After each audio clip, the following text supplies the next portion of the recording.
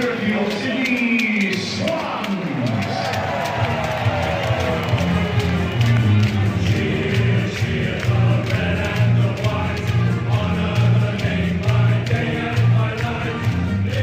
Welcome back to A Bevy of Bloods, a fan podcast of the Sydney Swans Football Club. So to all you loyal Swans out there, you just can't get enough of the red and the white.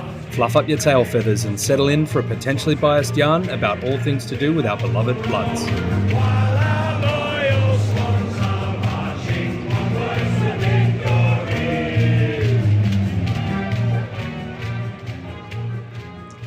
G'day there, Signets and Swanlings. Welcome back to A Bevy of Bloods. You're joined, as always, by the crew from Sydney. This is Harps, and on the line is superfan Sam. That's right, you lucky loyal Swans fans. Today we're talking about our disappointing loss to the Hawks as we look ahead to the Lions. And remember, if you like what you hear, give us a follow. All right, let's kick things off with a quick game recap. Thanks, Sammy. It wasn't the return to the season we hoped, although it was a nice crowd, over 40,000 people at the SCG on Friday night. We unfortunately went down to the Hawks by 20 points in the end. It was close right up to the third quarter, only a few points then. But ultimately 11-10-76, 14-12, 96. Sammy, first of all, it's nice to see you back at the SCG, mate. How did you find being back at the ground, back amongst the Swans faithful? What was the vibe like for you? Yeah, look, it was good being back. First quarter was exciting, and it was good we didn't get walloped like we usually did in first quarters last year. So I thought we did okay. But from then on, I think the second we weren't up to it. The fourth quarter we didn't do much. We were really good in the third. But the atmosphere was very heavily influenced by Hawthorn fans. Actually, there was a lot of loud, disgusting Hawthorn fans. Which was a shame. Very sore winners. But yeah, look, it was great being back, and when we're on, it was good. Interesting. I sat next to a Hawks fan, and I have as much history with the Hawks as many over the last 15 years, and I must say he was a lovely man. I think there was an element of celebration from the Hawks fan. But I did think, certainly some of them were lovely as well. So I wouldn't want to shout them out too much, Sammy. That was my view, at least. So what did you think of the game then? It was a game I thought that played out a few different conditions. Obviously dry at first, some real accuracy, very high quality. I thought early on in the game, and then the rain came kind of 2/3 of the way through the third quarter, fourth quarter, totally changed the back end of the game. So what did you make of it?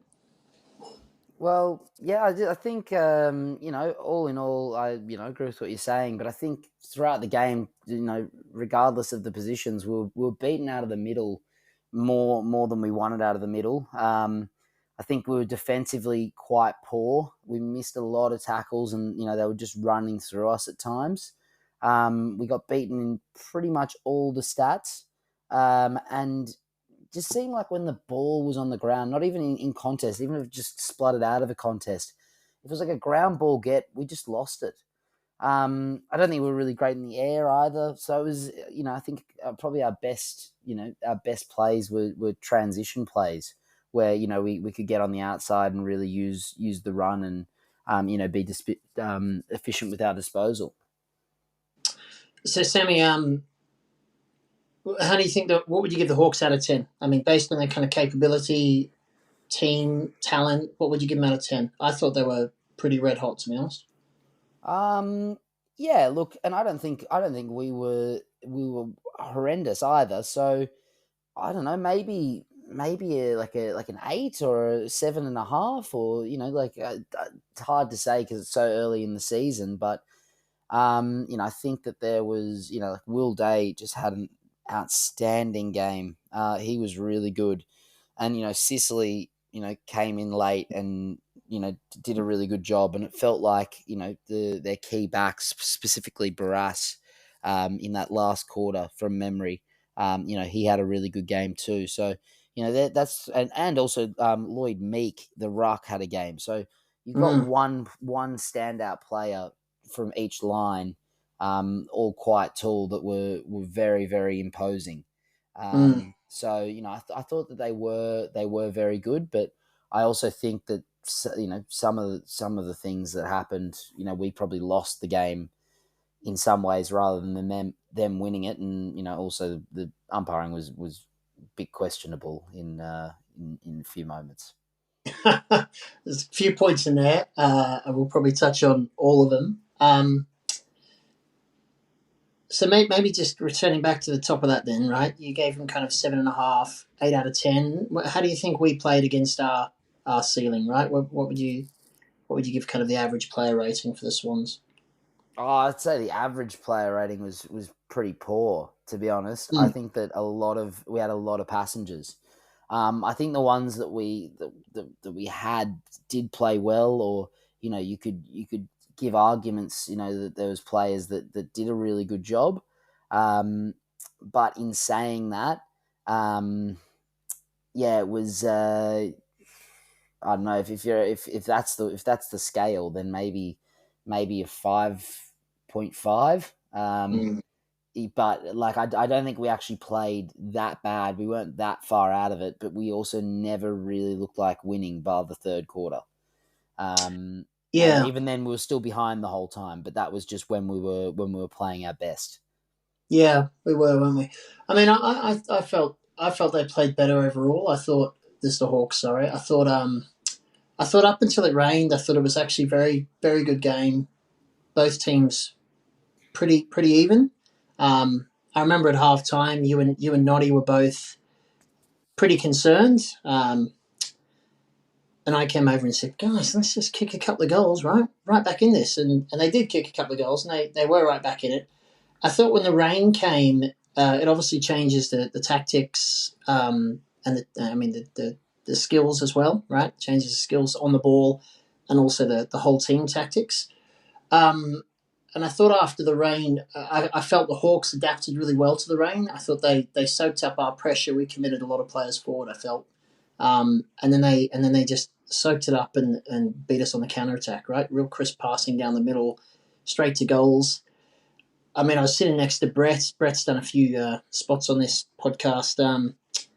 A very technical thinker about the game. And I mean, I remember him saying a couple of minutes into the fourth quarter, I don't think we're going to score another goal, right? And I'm not even sure if we did, to be honest. I can't remember in the fourth quarter. We didn't. We scored 5 behinds. Yeah. So I mean, I was reflecting on that, right, Sammy? It wasn't in our chat beforehand, but I mean, what do we put that down to? Kind of just lack of adaptation? Is it pretty much planning? I mean, you can check the radar and see the rain's coming, right? Did both teams know it was coming? And if we didn't, is that a lack of preparation? I would argue it's the personnel. And I would say that the way that we lost that last quarter is the same way we lost the game. I think that whether you need to be hard and you need to win contests, and I don't think that that's how we were doing. I think we were losing contests most of that game. So I think that would be the key part. So maybe. I appreciate it was a loss, right? So it's hard to be glowingly positive. But maybe let's just have one more reflection and then let's think about positives, right? Because, as I say, I think we both thought that large parts of the game were quite good. Or at least there were elements along the way in the game that were pleasing, right? I mean, you mentioned Sicily earlier there. For me, I thought he stood out all over the pitch all through the game, right? I noticed him in the first quarter. I noticed him in the last quarter kicking goals. I noticed him in defence. I think he beat Rampy a few times. I mean, he was a real leader, right? And when I looked around our team for leadership, particularly in that last quarter, I couldn't really see our on-field leader. And we've got some injuries, right? There are some people out. But how do you feel about? Is it a young team? Is it lacking that leadership? I felt the difference when there was the chance to adapt in the fourth quarter, and the Hawks did that really well. I thought you mentioned a number of key players there, right, who stood up for them and made the difference. And I felt that we didn't have that equivalence in our team.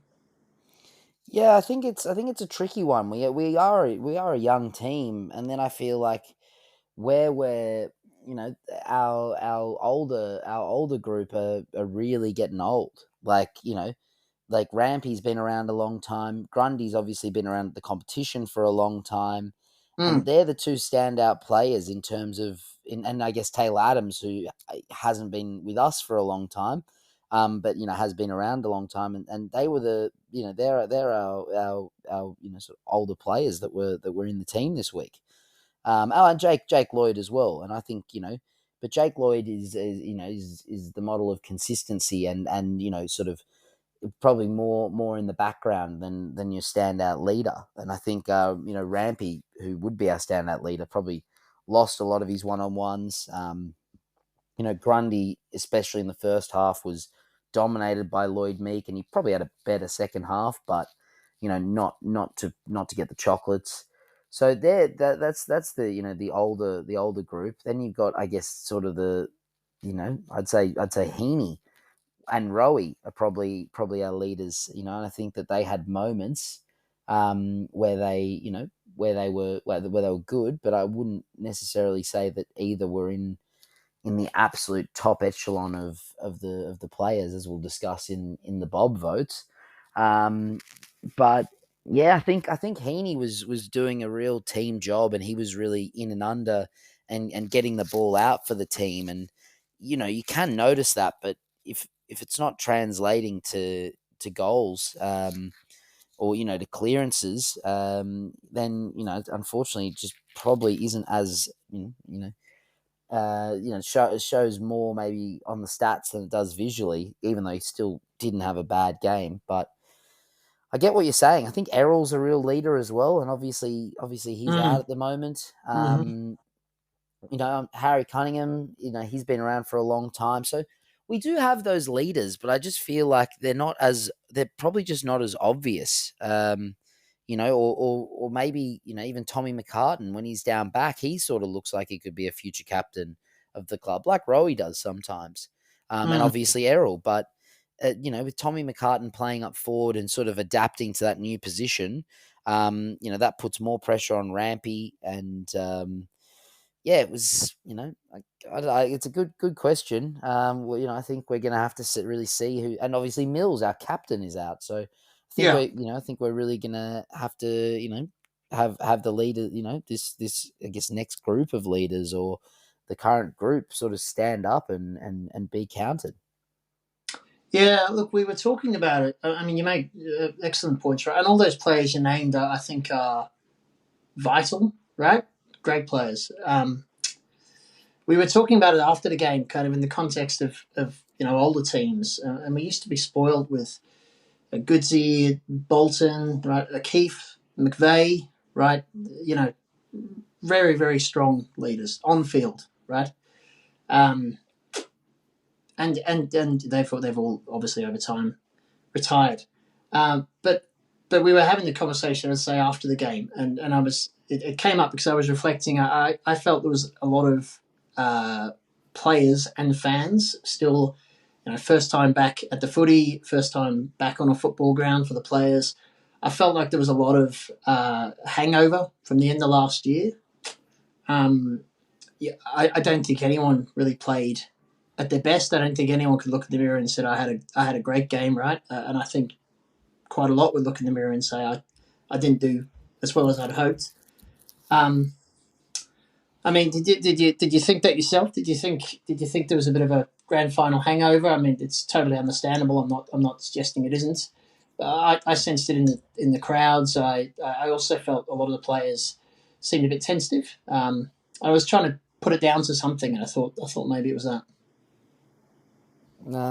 Yeah, I guess it's not really excusable though. Um, I think we also have to remember, like, you know, how different this lineup actually looks to the back end of last year. You know, our best player in that grand final, Robbie Fox, is out. Harry Cunningham's out. Mm, You know, Logan and McLean are out. You know, Mills wasn't there, but you know, he's out. Errol, you know, Errol's out. You know, there's more I'm missing, I'm sure. Like we you know, yeah, we're very, you know, light compared to, compared to the grand final. Um and I think that just really shows that this is a new look team, and hopefully we can get at least back to a similar team to that grand final team, because I think it was very good. But there will be changes, and no team is the same year upon year upon year. So we'll have to wait and see how that unfolds. But um, you could put it down to some players maybe being a bit inexperienced or overawed for the occasion. You could put it down to grand final hangover. You could put it down to form in the early season. Maybe they've learned from them, being the best team in the comp for the first 16 rounds, and then, being almost the worst for the next 7, and then, coming back and making a grand final, which was still very impressive for, where we were. But, obviously, it didn't work out in the end. So maybe we've, taken an approach where we haven't gone maybe as hard, or we've gone harder in different ways in the preseason, so we can, sort of warm up as we go on. And I don't really mind that. Like, I hate losing when the Swans lose. I say losing like Yeah, I'm literally on the team. you do hate it. I hate it. But really, on Friday, I was okay. I was like, you know what? I'd prefer to lose games now than I would to lose them in round 19. I Yeah, want us to be on a run. I want us to be in our best form then. I'd prefer the injuries to happen now and us get, games into the, sort of younger or, newer players in the team, early in the season, and give them, at least a bit of, bit more game experience. So that way, when we do have it, hopefully we don't, but if we have injuries later in the season, we can actually call upon these players. Because it seemed like last year that, yeah, there was just hesitancy to change the lineup, whether it be form or fitness, because no one else had really played. It was just the same sort of 26 players that played throughout the whole year. So look, yeah, it's I a think there's a big reason. There's a lot of reasons that we could have yeah. been off. Look, I like your mentality as well, right? On reflection, I did notice a lot of debutants, young players. Corey was out there, several others, right? Um, I mean, luckily we'll get a chance to test the grand final theory in 3 days' time, so we'll see how that goes. But before we get on to next weekend, there were lots of good moments on the weekend, right? So it's easy to be disappointed, right? We're both big Swans fans, and as a listeners, right? So it's easy to be disappointed about a loss early on, and the hurt that comes with that. But let's just reflect on some of the positives. What do you take away as a positive from the game? Any standout performances? Any moments you liked? What did you see? I think that, as I mentioned earlier, we did, decent in the first quarter. We only lost it by a goal, and I say that because, sometimes last year we would lose by 5 goals in the first quarter frequently, but still have the Yeah, confidence to come back. So I feel like the first quarter was a good performance, and I think the third quarter, the way we were moving the ball was really, really good. So I look at those 2 quarters, and I see positives. Um, I think in terms of the standout performers, we should probably get onto the Bob medal, to go through that, because that's probably going to highlight some of the positives. So we'll get into mm, that. So 3 votes has to go to Chad Warner. He had 21 touches at 76% efficiency, 12 score involvements, 602 meters gained, 6 inside 50s, 2 goals, and the first goal of the season, which not many players have the opportunity to do that, and one, from 40 out on the boundary, at the start of the third, to really start that nice. surge. Yeah, Um, yeah. what I really liked about his game is, it's been pretty apparent from about his, I don't know, 5th game or 7th game, or that he was going to be a very good player. Like I somehow managed to get onto that early. I guess I watch a bit of footy, but it was really clear that he was going to be good. There was something about him. The But hair, right? well, maybe, but it's the foot skills, I think. But you keep going with your crush. But no, I think that even up until the end of last year, he'd still break away, and sometimes not have the composure and the maturity to pick the right option. Although he'd still do amazing things. Whereas this game, he was he just seemed so clear-headed. It sort of was a bit like Scott Pendlebury-esque of just having so much time with the ball. Like, it just felt like he had all the time in the world to make the right decision, and he consistently did. He wasn't doing that outside of the foot kick that he did probably, too much the last couple of years. It felt like he didn't, blaze away and kick it to the opposition too often, or take that one too many bounces or one too many steps and rush his disposal. I just thought he was really, really clean. It did seem like he was more dominant on the outside than he was the inside. I'll just have like, it didn't seem like he was getting a whole lot of clearances or much of the ball. Yeah, he had 6 contested possessions and 2 clearances, and one of those was probably that first goal. So it was really like probably the second possession or third possession player, but he played that role really, really well. And yeah, for me, he was head and shoulders above everyone on the Swans team. And I thought he was probably maybe second best on ground to Will Day, although there was Meek was very good as well, and Amon and Sicily. So I don't know, maybe it's just me being biased and him being my favourite player, but I thought he was the best. They were both lovely goals, right? The snap in the pack was a nice one, and I admired the composure to get the one on the third too. So 3 points for him, right? Where the rest of your points go? We'll go 2 points to Nick Blakey. A lot for that third quarter, because he was probably the biggest contributor to that third quarter. He had 10 touches and kicked a late goal. I wonder how many meters gained he had in that quarter alone. Yeah, 377 out of his 804. So he was very good there. He had 1 inside 50, which was the goal probably, and 6 rebound 50s out of his 13. So he was really good in that third quarter, and that's where we were at our best. And then 1 point, and he also went 81% efficiency, and the goal was awesome. And then the 1 point, we'll give it to Sam Wicks, playing a new position. He put the hex on the Wizard and took away his powers. Probably caught him holding the ball at least twice, maybe more. I thought he's just really good defensive pressure, really good in, as a rebound defender. But it's just a position we haven't seen him play before either. I think, for him to come out in a side that had, over half of the starting players get under 15 touches, and obviously some of those are key position players, but still, it's too many passengers in this game. Sammy Wicks certainly wasn't one of those, and he probably was one that could have afforded to be, given he was playing a new position. But I thought he did really well. So that would be the 3 votes. But there's some other players that were definitely worth mentioning. Let's just reflect on Blakey for a second. I also felt he. First I thought he was very exciting. I thought he was probably our most exciting. He had the most exciting moments. Right, he got the crowd out of their seats, I think 3 times, maybe 4 times. He broke the line a few times, took on the run up the middle of the ground, kicked the goal.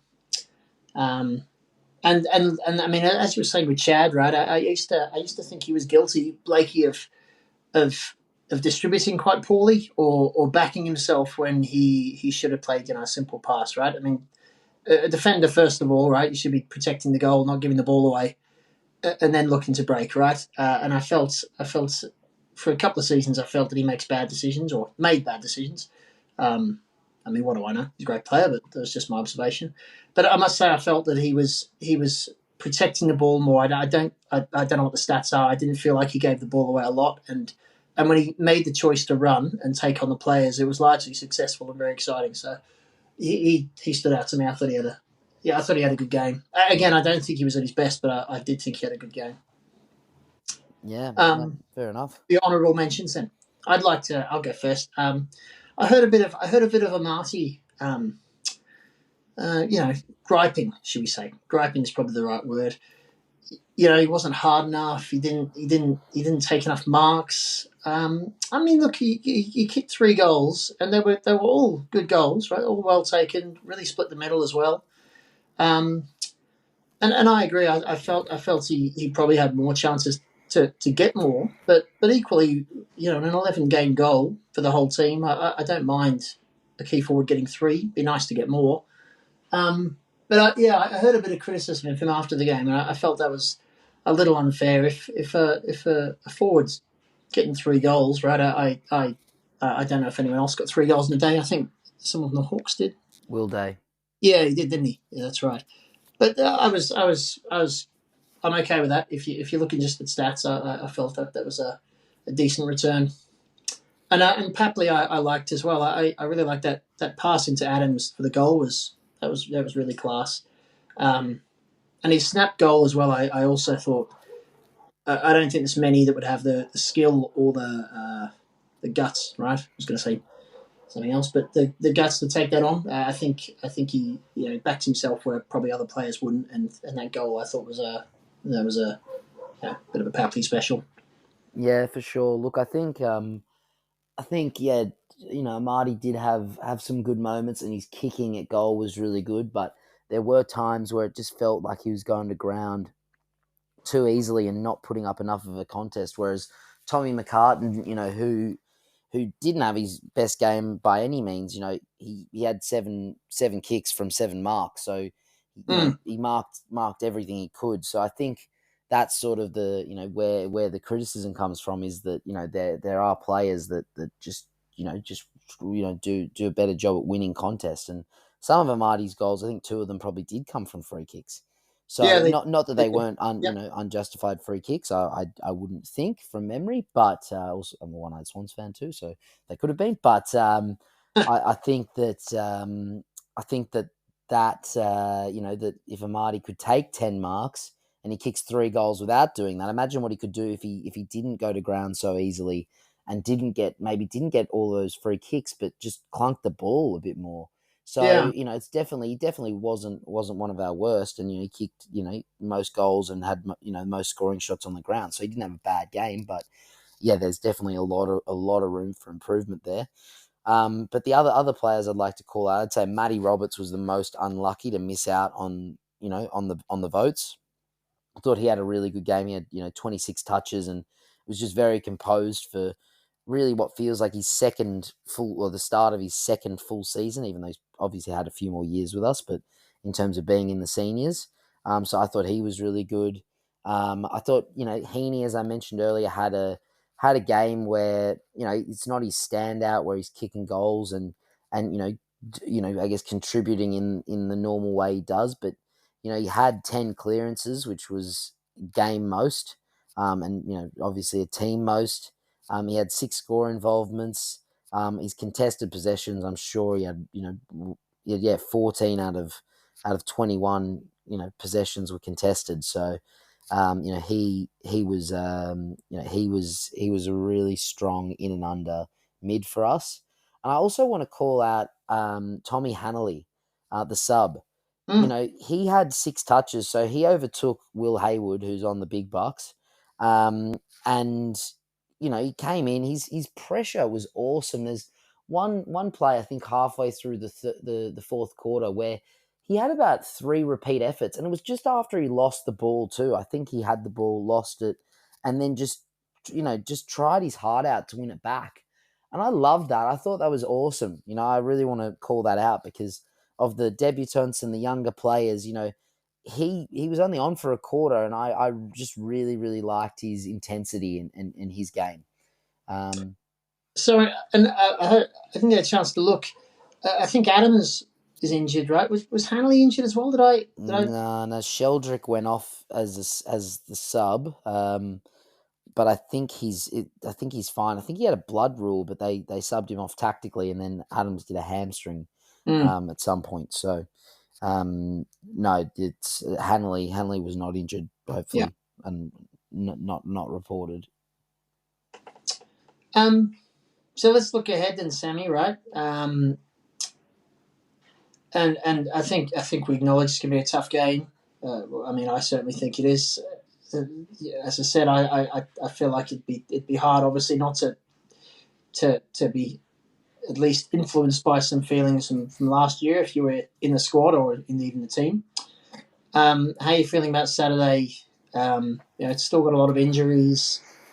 Picked up a couple more, right? A lot of young debutants, as you said, young players. What do you think the weekend looks like? Yes, I think it's pretty daunting. Coming up against the Lions this week. Obviously, as you mentioned, with the injuries that we have, and really the form that we're in, I think our tools, our structure just seems a bit odd. I think hopefully Grundy's going to be better for the run, and he was better in the second half than he was in the first. But I think what Noddy particularly mentioned was Blakey was tied up looking after tall key players rather than being his best like he was in the third and really igniting us. So could be good to bring someone like maybe Joel Hamling in this week and give him a run. We know what we get from Francis, so I think Hamling would be the better option there. Mm-hmm. I didn't love Ben Patton's debut for us. I thought his first quarter he was really shaky and pretty Mm. suspect for a few goals. So I'd see that as a change that could make us structurally a little bit better down back. I don't know if there was enough tall presence up forward either. Like, I know that Logan's injured, but I'd love to see Hayden McLean in. I think he always gives it his all whenever he's playing. So I'd like to see him in. I didn't think Will Haywood did a whole lot.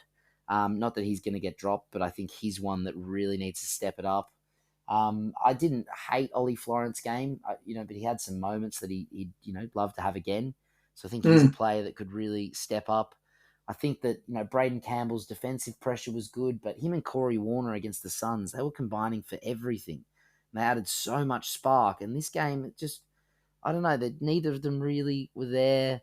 I know there's a lot of players that were thereabouts, but just not on top of things. But I think, yeah, for us to, the key thing is to be more competitive and to try and win the 50-50s. That's step one Yeah, against the Lions. That's what I want to see. I want to see us, really compete more and not lose in all the stats.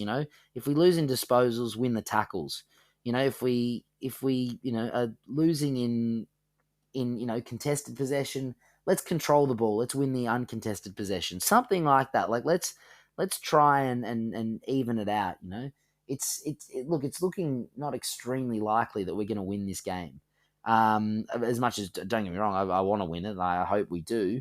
But it's it's like when we played Geelong in 2023 after that grand final, we lost by like 96 points. oh yeah, And we we weren't did. even that Yeah, bad. We were that game. That was Francis was playing up forward, so that was a disaster class. But we weren't that season. It's not like we were a bit injured and things, but you just can't be that. If we lose, we need to go down fighting and with honor. So yeah, that's really what I want to see this week. And I also don't want to be concerned by our start. Like the Lions are a great example of last year. They started 0-3. At one point, I think they were 2-5. 3-5 maybe, or 2-4. I can't remember. They got to the bye at 4 wins, 6 losses, and a draw, and came back, finished, I think, when did they finish 5th in the end? Can't mm. remember. But, Yep. you know, they, and then they, they won, they won close games, they lost close games, they won big. They didn't lose big, but they, they did everything else. And I think they really learned from those close losses on their way to the grand final against us. And I don't mind if we lose and learn early on, and then we can go on a run in the second half of the season. Even for us in 2014, we lost. I think we were 1-4 or 1-3 early on in the season. Then we finished top of the ladder. In Mm. 2017, we lost our first 6, and then went on a run and won most games. We beat Richmond, who won the flag. We beat Adelaide, who were the grand finalists, both in close games. And yet, we can do that. We have that, maybe not the same personnel, but we have that DNA to really go on runs, and we are have a winning culture. And I don't want the start of the season to diminish that at all, but I just think if there's a time for us to lose games and learn lessons, it's now rather than later. So I'm not really too worried about the result this week, as much as I hate losing and want us to win. It's just it's hard to see given the start.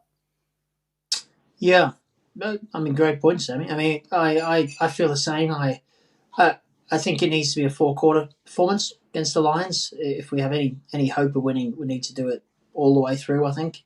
And look, I thought a couple of quarters on Friday against the Hawks were very good. So same, I see the positives. Is a pretty tough little run though, right? We got Brisbane, and then we got 3 away games consecutively. Freo and Collingwood in there, right? So well, Collingwood's a neutral game, I guess, but in over yes, in Adelaide for gather round. But yeah. none at the SCG. Mm. Well, we're nearly at time, mate. Final question. Any reflections on Cox? Look, it's a little bit too early to tell, but it did seem overall that I think maybe we tried to control the game a bit more, and at times it may have worked. This moving Tommy McCartan up forward it's an interesting one. I really like how he competes, and I understand sort of why he's done it. And I'm not saying move him back straight away. Like we've got time on our hands. Let's keep the experiment going. But we've really just lost our best key defender and the future leader down back to put him up forward. And yeah, it's a bit of a strange one. Again, this week the Lions have lost Joe Danaher, and they may not have the tallest forward line. So, we may be able to get away with not bringing a key in, although I wouldn't mind seeing Ben Patton out. But yeah, it's a bit too early to tell. It didn't seem like we played any real glaringly different game plan to what we did under Horse. But in saying that, that also got us to a grand final, and we were favourites for that grand final, I think. So, it's not to say that it's a bad game plan. So it's a little bit hard to reflect. I think, the most controversial thing, and obviously one of the positional moves paid off with Sammy Wicks, but I just think that is obviously what is the biggest move and the biggest impact on the team. And, I think we'll see how that, how that holds up over the first quarter of the season, and reassess and, see if we need Tommy down back, and, when Logan comes back, and maybe when Hayden's match fit and whatnot. It's a bit of an interesting one, but nothing. I don't really have too much of an opinion on Coxie just yet. It's early days, and we played a team who were a goal off playing us in James Sicily late goal from playing us in a prelim final. So, that's they're a good team last year. It looks like they'll be a good team this year, and with Will Day, who's phenomenal. Who wasn't in there last year. Whoever tagged Will Day in the second half as well did a very good job. Like one I had, probably James Jordan. I think. Yeah, let's see. That's my thoughts. I think let's wait and see, and hopefully he's a bit more has a few more tricks up his sleeve and a few more plan Bs, because that was always the gripe against Horse, was that if we didn't play well, then we just continued to not play well rather than change anything. Yeah, time will tell. I did think he looked more stressed in that coach's box than I've ever seen him before. Yeah, true. When you saw the highlights, 100%. Okay, that brings us to the end of the episode. So thank you for listening all the way through. If you did, and if you made it this far, must be doing something right. So give us a like and a follow. Yeah, and whether it be in person or on the potty, we look forward to whenever you can join us next time. But until then, up the Bloods. Can you 20s?